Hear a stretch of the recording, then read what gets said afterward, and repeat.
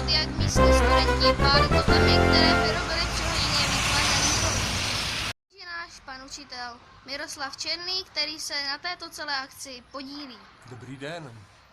Já jsem s chlapci dělal takové papírové totemy, které nyní zdokumentujeme, jak budou krásně hořet. Nyní se nacházíme v areálu Zlínské hvězdárny, kde se nachází také pískoviště Gymnázia Zlín lesní čtvrt. Za námi můžete vidět, jak studenti již chystají své totemy na spálení. Zapálíme totem a oni od toho chytnou. Však to je ten tvůj nápad. Pojďme, jo? Pojďme, stavím hoši.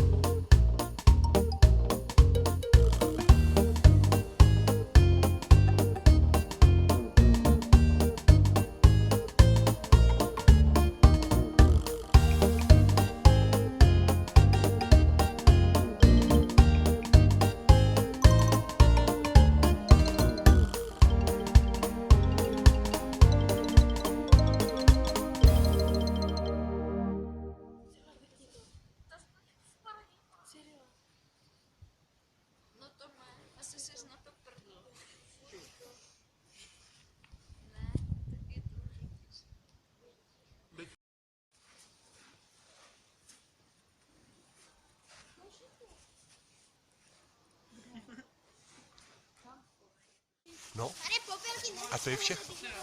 Vyrobila TV Junior.